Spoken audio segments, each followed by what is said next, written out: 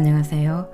여러분의 삶이 눈부시게 빛나길 바라는 루나 펄스입니다. 오늘은 이반 세르게이비치 투르게네프의 단편소설 미래를 소개해 드리겠습니다. 제가 읽고 있는 책은 리베르에서 발행한 책인데요. 세계 단편소설 40에 수록되어 있는 작품입니다. 이반 세르게이비치 투르게네프는 도스토옙스키, 톨스토이와 함께 19세기 러시아의 위대한 문호로 꼽힙니다. 대표 작품으로는 사냥꾼 일기, 아버지와 아들, 첫사랑, 짝사랑 등이 있습니다. 아버지와 아들, 첫사랑 이 두 작품은 제 채널 영상에 있으니까요. 한번 보시면 투르게네프 작품을 이해하시는데 도움이 되실 겁니다. 이 작품은 자작나무 숲에서 두 남녀가 만나 이별하는 장면을 우연히 보게 된 나의 시선으로 쓰여진 소설입니다. 자연에 대한 뛰어난 묘사가 돋보이고 흔히 볼 수 있는 연인의 이별의 장면을 상세하고도 섬세한 묘사로 새롭게 그려냈습니다. 그럼 10월 중순의 어느 날 자작나무 숲속으로 함께 가보시겠습니다. 오늘도 책과 함께 편안하고 따스한 시간 되시기 바랍니다.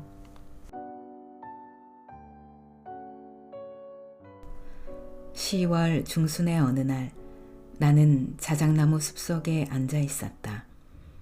아침부터 날씨는 보슬비가 내리다가도 이따금씩 햇빛이 비치기도 했다.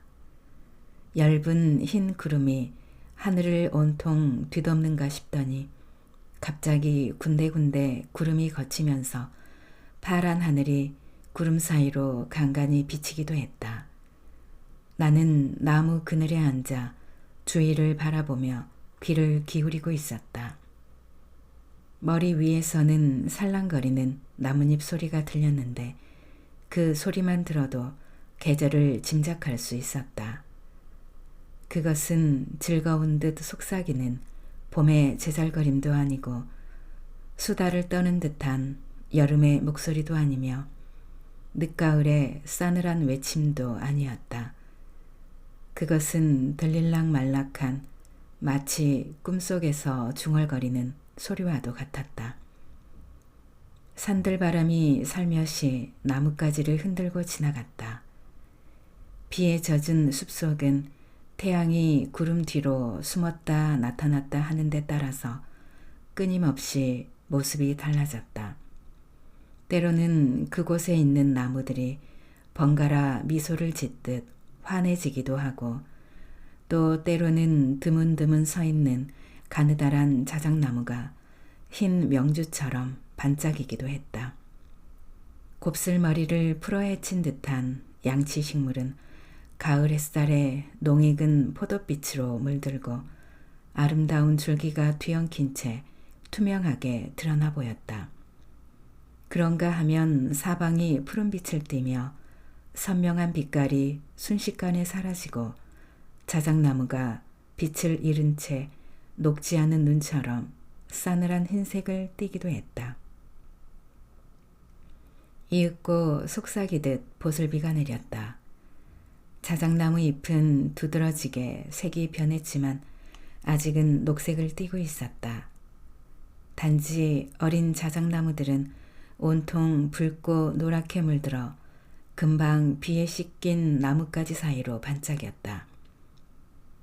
햇볕이 스며들 때 그 나뭇잎은 현란하게 불타오르듯 아름다운 모습을 드러냈다. 사방은 조용했다.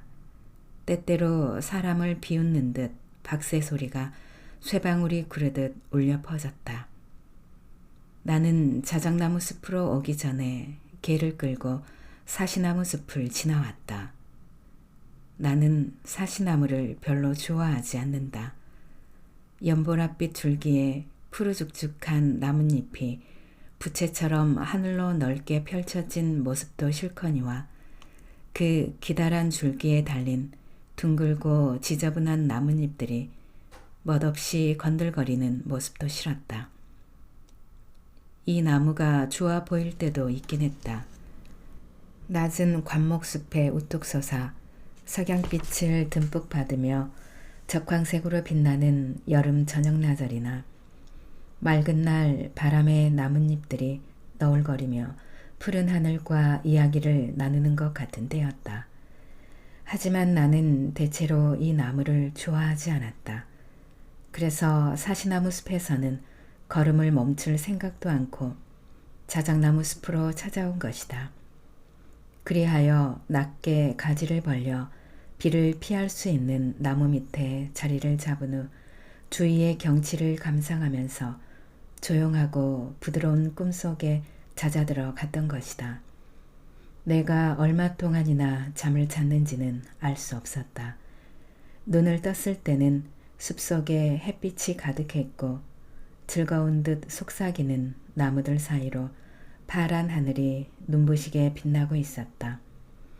구름은 갑자기 불어온 바람에 자취를 감추었고 하늘은 맑게 개어 있었다. 공기는 쌀쌀해서 오히려 마음을 상쾌하게 했다. 이는 대개 그렇듯 온종일 굳은 날씨가 계속된 후 맑게 갠 고요한 저녁을 알리는 것이다. 나는 자리에서 일어나 사냥이나 해야겠다고 마음먹었다. 그런데 그때 가만히 앉아있는 사람의 모습이 눈에 띄었다. 시골 처녀였다. 그녀는 20걸음쯤 떨어진 곳에서 생각에 잠긴 듯 고개를 숙이고 두 손을 무릎 위에 얹고 있었다. 한쪽 팔에는 탐스럽게 묶은 들꽃다발이 안겨 있었다. 그것은 그녀가 숨을 쉴 때마다 조금씩 미끄러져 체크무늬 스커트 밑으로 흘러내렸다. 목과 손에 단추를 채운 새하얀 루바시카는 부드러운 잔주름을 이루어 그녀의 몸을 감쌌다. 가슴에는 금빛 목걸이가 두 줄로 늘어져 있었다. 그녀는 매우 아름다웠다. 단정히 빗어 넘긴 숱 많은 은발은 양쪽으로 갈라묶었고 상아처럼 하얀 이마에 동여맨 빨간색 머리띠 밑으로는 눈썹이 가지런했다. 보드라운 피부는 황금빛으로 그을려 있었다. 고개를 숙이고 있었으므로 나는 그녀의 얼굴을 똑바로 볼 수가 없었다. 그러나 가늘고 아름다운 눈썹과 기다란 속눈썹만은 똑똑히 분간할 수 있었다. 속눈썹은 젖어 있었다. 한 줄기 눈물이 한쪽 볼을 타고 파르스름한 입술까지 흘러내려 햇볕에 반짝였다. 그녀의 얼굴은 어디를 뜯어보아도 아름다웠다. 약간 크고 동그스름한 턱까지도 눈에 거슬리지 않았다. 그러나 무엇보다도 나의 마음을 끈 것은 그녀의 얼굴 표정이었다. 몹시 서글퍼 보이기는 했지만 어린애처럼 구김이 없고 천진난만한 슬픔이 넘쳐 흘렀다. 그녀는 고개를 들어 사방을 둘러보았다. 그러고는 겁에 질린 사슴처럼 맑은 눈을 반짝였다. 그녀는 커다란 눈을 두리번거리며 소리가 난 쪽을 바라보고 귀를 기울이다가 한숨을 지으며 고개를 돌리곤 했다. 그녀는 고개를 한층 더 깊숙이 숙이고 천천히 꽃을 매만졌다. 눈꺼풀은 불그레해지고 입술은 슬픈 듯 바르르 떨렸다. 흘러내리는 눈물이 햇빛을 받아 반짝였다. 이럭저럭 꽤 많은 시간이 흘러갔다. 그녀는 꼼짝도 하지 않았다. 다만 이따금씩 괴로운 듯이 손을 놀리고 오로지 귀를 기울일 뿐이었다. 또다시 숲속에서 바스락 소리가 났다. 처녀는 안타까워했다. 바스락 소리는 한동안 계속되다가 뚜렷한 발걸음 소리로 들려왔다. 그녀는 몸을 꼿꼿이 세웠지만 불안한 빛은 감추지 못했다. 조심스럽게 주위를 둘러보는 눈초리는 지쳐 보였다.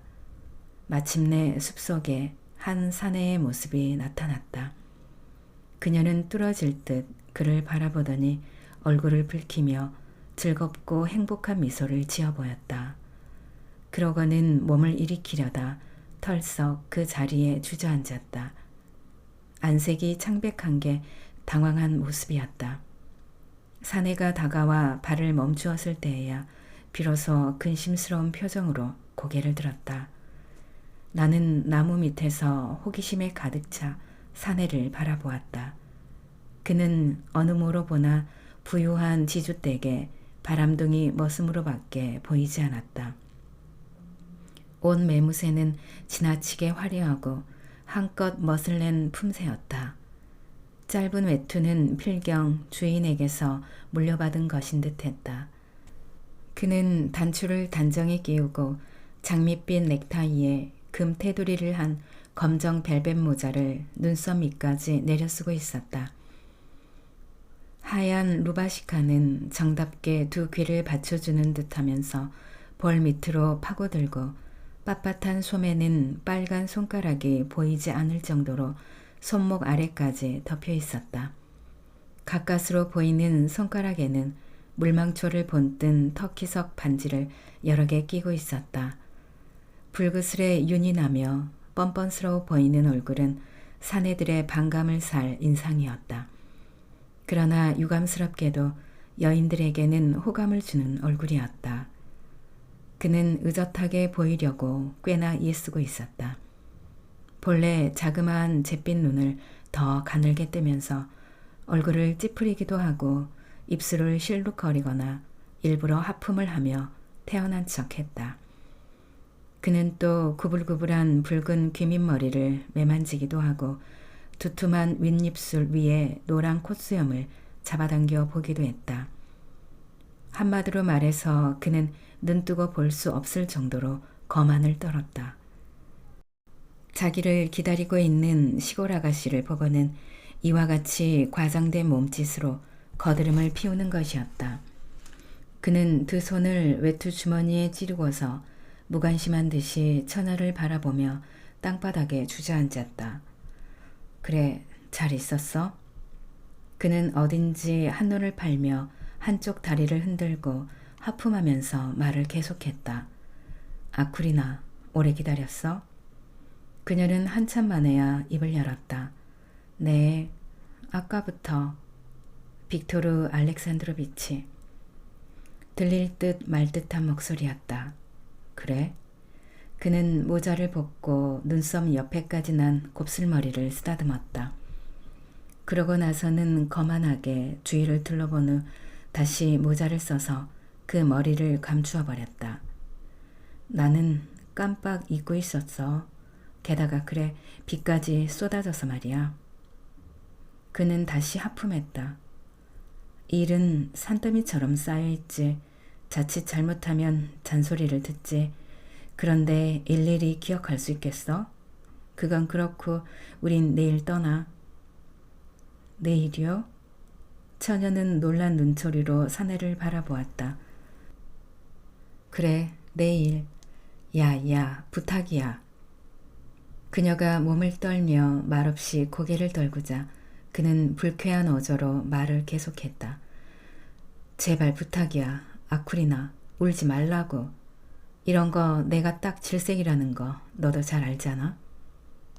사내는 이렇게 말하며 뭉툭한 콧등에 주름을 모았다. 계속 울면 가버릴 거야. 툭 하면 훌쩍훌쩍 바보같이 짜대니. 알았어요. 울지 않을게요. 아쿠리나는 꿀꺽꿀꺽 울음을 삼켰다. 정말 내일 떠나시는 거예요? 그녀는 잠자코 있다 이렇게 물었다. 그럼 언제나 만나게 될까요? 빅토르 알렉산드로비치. 만나게 되겠지. 내년 아니면 후년이라도. 주인은 페테르부르크에서 근무하고 싶은 모양이야. 그는 무뚝뚝한 목소리로 콧소리를 내며 말했다. 어쩌면 외국으로 갈지도 몰라. 그럼 당신은 나 같은 건 잊어버릴 테지요. 아쿠리나는 슬픈 표정으로 말했다. 잊어버리다니 어떻게 잊을 수 있겠어? 하지만 너도 어린애처럼 굴지는 말아야지. 아버지 말씀도 잘 듣고 어쨌든 난 너를 잊지 않아. 잊지 않고 말고. 그는 이렇게 말하며 허리를 펴고 다시 하품했다. 정말 잊지 마세요. 빅토르 알렉산드로비치. 그녀는 애원하듯이 말을 계속했다. 어쩌다가 이렇게 당신을 사랑하게 됐는지 모르겠어요. 세상 모든 게 당신을 위해 존재하는 것만 같은걸요. 당신은 제게 아버지 말씀을 들으라고 하지만 제가 어떻게 아버지 말씀을 들을 수가 있겠어요? 아니, 왜? 그는 팔베개를 하고 누워 말했다. 그건 당신도 잘 아시잖아요. 아쿠리나, 바보 같은 소리 마. 사내는 다시 입을 열었다. 난 너를 위해 그러는 거야. 너도 아주 촌뜨기는 아니잖아. 네 어머니의 경우를 보더라도 늘 농사일만 한 건 아니었으니까. 하지만 넌 교육을 받지 못했으니 남이 가르쳐주면 그걸 잘 들어야 해. 하지만 무서운걸요. 글쎄 왜 그렇게 유치하게 구는 거야. 대체 뭐가 무서워? 처녀 곁으로 다가가며 그가 말했다. 그건 꽃인가? 네, 꽃이에요. 아쿠리나는 힘없이 대답했다. 들에서 따왔어요. 그녀는 조금 생기가 나는 듯 말을 계속했다. 이건 송아지에게 먹이면 좋아요. 그리고 이것은 금전화예요. 습진에 잘 드는데요. 자, 보세요. 얼마나 예쁜 꽃이에요. 이게 물망초인가? 이것은 향기 나는 오랑캐꽃. 또 이것은 당신께 드리려고. 그녀는 커다란 꽃다발 밑에서 가는 풀로 묶은 파란 도깨비 부채의 작은 다발을 꺼냈다. 빅토르는 귀찮은 듯 꽃을 받아 냄새를 맡은 다음 거만한 표정으로 하늘을 바라보며 꽃다발을 빙글빙글 돌리기 시작했다. 아쿠리나는 사내를 물끄러미 바라보았다. 그녀의 슬픈 눈에는 몸과 마음을 다 바쳐서 신처럼 숭배하고 순종하겠다는 애틋함이 깃들어 있었다. 그녀는 사내가 무서워 울지도 못하고 슬금슬금 바라보고만 있었다. 그런데 사내는 황제처럼 거드름을 부리며 드러누워 그녀의 눈길을 외면한 채 깊은 생각에 잠긴 듯한 표정을 지었다. 나는 치밀어 오르는 분노를 억누르며 그 불구죽죽한 얼굴을 바라보았다. 사람을 멸시하는 듯한 위장된 무표정 속에서 자기 만족의 자만심이 넘쳐 흐르고 있었다. 아쿠리나는 이때도 역시 아름다웠다. 그녀는 사내를 완전히 믿어버린 듯 불타는 열정으로 애절한 사랑을 호소하고 있었다. 그런데 사내는 꽃다발을 풀 위에 던져놓고 외투 주머니에서 청동태의 외알 안경을 꺼내 눈에 끼려고 했다. 그러나 아무리 눈썹을 찡그리고 볼과 코까지 움직여가며 애를 써도 안경은 계속 벗어져 손바닥에 떨어지는 것이었다. 그건 뭐예요? 아쿠리나가 놀라운 표정을 하고 물었다. 외알 안경이야. 뭘 하는 거예요? 더 똑똑히 볼 수 있지. 어디 좀 보여주세요. 빅토르는 얼굴을 찌푸리면서 아쿠리나에게 안경을 건네었다. 깨뜨리면 안 돼. 조심해. 걱정 마세요. 깨지 않을 테니. 아쿠리나는 조심스레 안경을 눈으로 가져갔다. 아무것도 보이지 않네요. 그녀는 천진하게 말했다.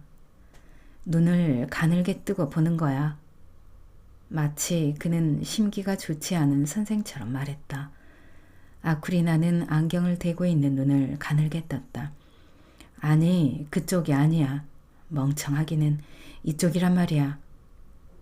빅토르는 아쿠리나가 미처 안경을 고쳐쥐기도 전에 신경질적으로 그것을 빼앗아 버렸다. 아쿠리나는 얼굴을 붉히며 수줍은 미소를 띤 채 고개를 돌렸다. 아무래도 나 같은 사람이 가질 것은 못 되나 봐요. 물론이지. 가엾은 아가씨는 입을 다물고 깊은 한숨을 쉬었다. 빅토르 알렉산드로비치, 당신이 떠나시면 난 어떡하죠? 빅토르는 옷자락으로 안경을 닦은 후 도로 외투 주머니에 집어넣었다. 그래, 그래. 마침내 사내는 입을 열었다.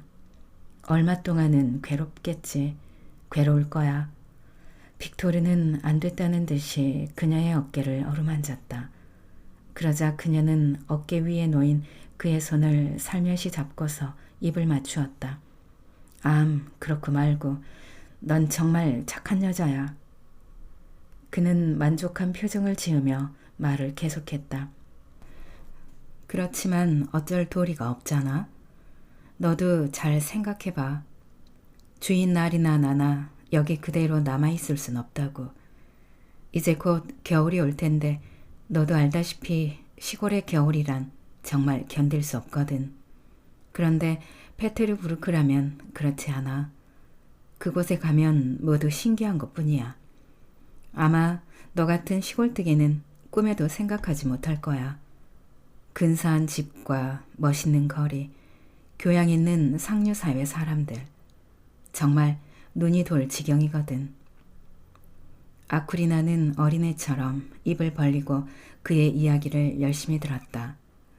하지만 빅토르는 땅바닥에서 모로 누우며 말을 계속했다. 너에게 이런 말을 한들 무슨 소용이 있겠어? 내 말을 이해하지도 못할 텐데 말이야. 왜요, 빅토르 씨? 저도 알아요. 다 알아들었어요. 대단한데? 아쿠리나는 눈을 아래로 내리깔았다. 전에는 그런 식으로 말하지 않았어요. 빅토르 알렉산드로비치. 전에? 전에라니 무슨 소리를 하는 거야? 전에라니? 빅토르는 화가 난 듯 반복했다. 그들은 잠시 말이 없었다. 이젠 그만 가봐야겠어. 빅토르는 일어서려고 팔꿈치를 세웠다. 잠깐만 기다려줘요. 아쿠리나는 애원하듯이 말했다. 뭘 기다리라는 거야? 작별 인사도 끝났는데. 잠깐만 기다리세요. 아쿠리나는 같은 말을 되풀이했다. 빅토르는 다시 벌렁 틀어누워 휘파람을 불기 시작했다. 아쿠리나는 그에게서 눈을 떼지 않았다. 그녀가 점점 흥분하고 있다는 것은 내 눈에도 여실히 드러났다. 입술은 바르르 경련을 일으키고 파리한 두 볼은 홍조를 띄었다. 빅토르 알렉산드로비치. 그녀는 분명한 목소리로 또박또박 말했다. 당신은 너무해요. 너무한다고요. 뭐가 너무해?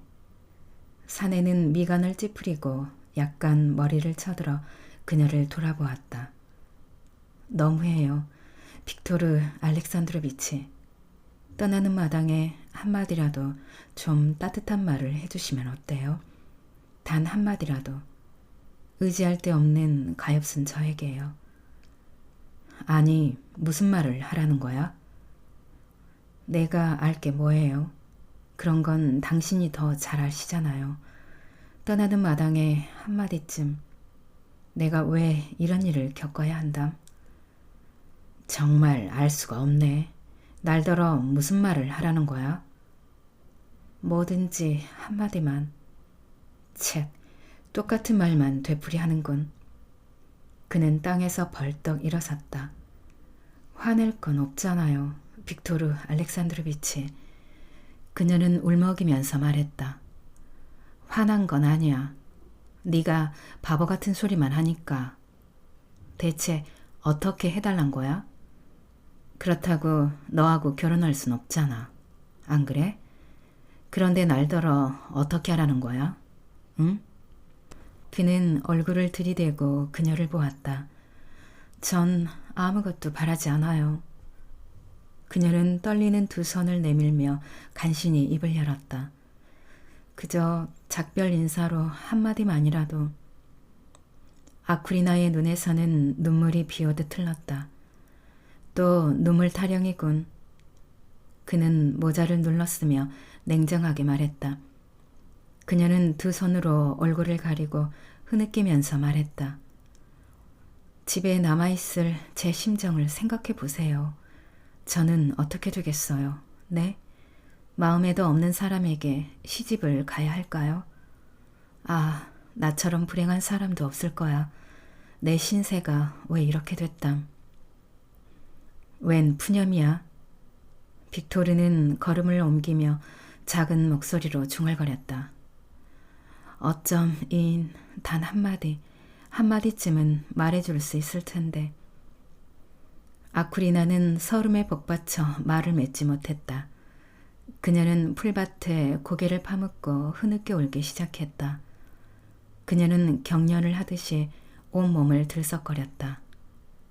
오랫동안 참고 참아온 슬픔이 폭포처럼 터져버리고 만 것이다. 빅토르는 잠시 아쿠리나를 내려다보더니 어깨를 으쓱하고는 돌아서서 성큼성큼 발걸음을 옮겨놓았다. 시간이 흘렀다.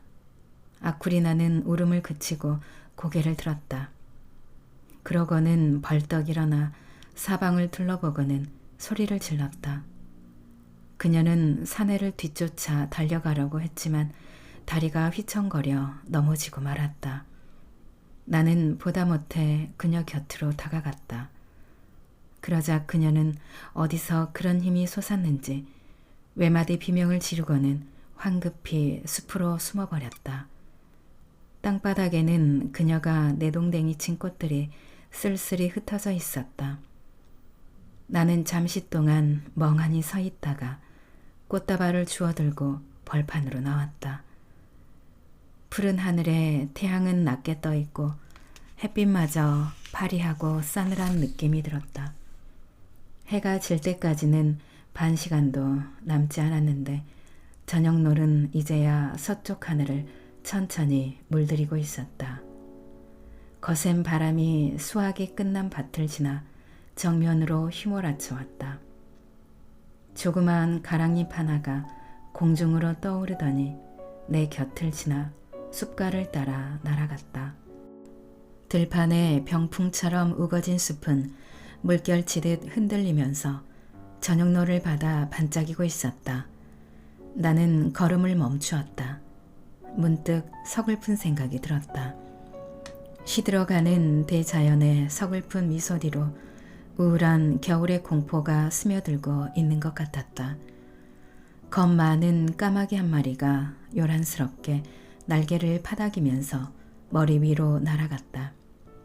까마귀는 곁눈으로 나를 바라보는 듯 했으나 날쌔게 날아올라 까악까악 울면서 숲속으로 사라졌다. 정미소에는 수많은 비둘기떼가 날아와 원을 그리며 맴돌다가 들판으로 흩어졌다. 이제는 가을빛이 완연했다. 누군가 빈 달구지를 끌고 벌거숭이 언덕을 지나는 소리가 요란스럽게 들려왔다. 나는 집으로 돌아왔지만 가련한 아쿠리나의 모습은 좀처럼 내 머릿속에서 사라지지 않았다. 그녀의 꽃다발은 이미 오래전에 시들었지만 나는 그 꽃다발을 아직까지도 고이 간직하고 있다.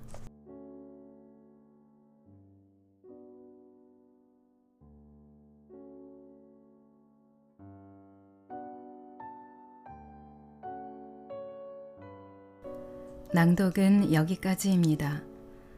여러분의 구독과 좋아요, 댓글은 저에게 큰 힘이 되는 거 아시죠? 오늘도 끝까지 들어주셔서 감사합니다.